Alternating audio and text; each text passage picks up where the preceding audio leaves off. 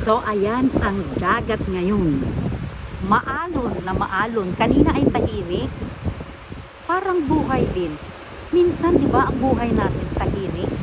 Yan, parang dagat tahimik.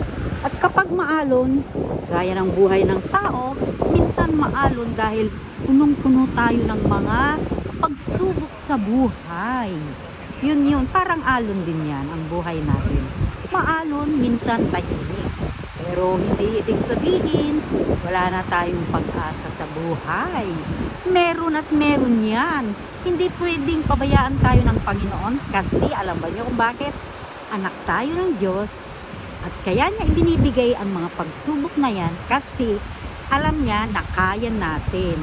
Tinetesting lang niya tayo, sinusubukan kung hanggang saan ang ating tiwala sa Kanya at kung hanggang saan ang ating pagtitiis hanggang sa matupad natin ang ating pinakaninipin sa buhay. Kaya huwag tayong mawawalan ng pag-asa. Go, go, go lang tayo. Kailangan lang ng tibay ng loob, tiwala sa sarili at syempre, tiwala sa Panginoon. Panginoon lang ang ating pag-asa. Kailangan nating magtiwala at syempre para tulungan tayo. Kailangan nating sundin ang kanyang mga kagustuhan. Yun lang yun. Kaya go, go, go lang tayo. Huwag tayong mawawalan ng pag-asa sa buhay. Yun ang importante. Kaya ayan ang alon ngayon. Ayan ang alon. Parang buhay din natin yan. Minsan tahimik, minsan maalon. Ngayon maalon, mamaya tahimik.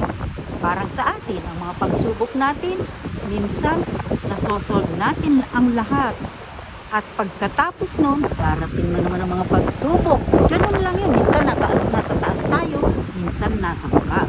Pero, kasama yan sa ating buhay. Pagsubok lang yan na ating dapat kayanin ang lahat. Kasi ang Panginoon, hindi tayo pababayaan. Kailangan lang natin maging matatag. Yun lang yun. Kaya enjoy lang po tayo kung ano man po ang ating mga pinagdadaanan. Sige lang po, enjoy lang po tayo at huwag tayong mawawalan ng pag-asa. Yun lang yun. Huwag tayong mawawalan ng pag-asa kasi pag nawalan na tayo ng pag-asa, wala, manghihina tayo. Ang ating guts o ang ating lakas ay hihina rin yan. Kaya kailangan maging malakas tayo. Yun lang ang tamang paraan. Ha? Lahat tayo may mga mga pinagdadaanan. Kailangan lang nating magtiwala sa Kanya at sa sarili. Bye! Ingat po lagi. Follow for more. Ingat!